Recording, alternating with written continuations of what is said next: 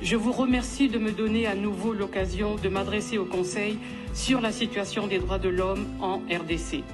Je prends la parole aujourd'hui avec un sentiment d'urgence. Depuis ma dernière intervention ici, le 7 février dernier, la situation ne s'est pas stabilisée, elle s'est aggravée.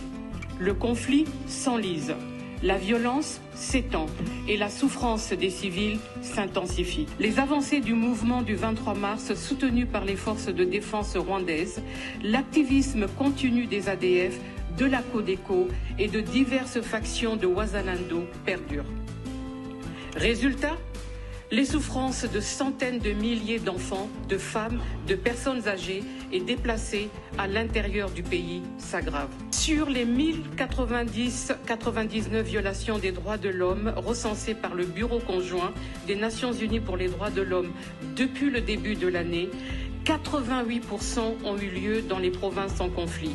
71% de ces violations ont été commises par les groupes armés.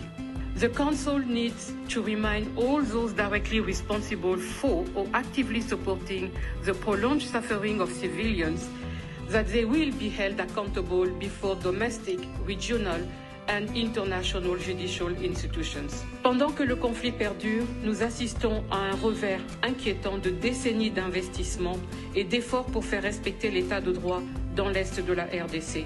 C'est une évolution regrettable que nous ne pouvons pas permettre. Nous devons aux générations présentes et futures de la RDC une société juste, ouverte et pacifique.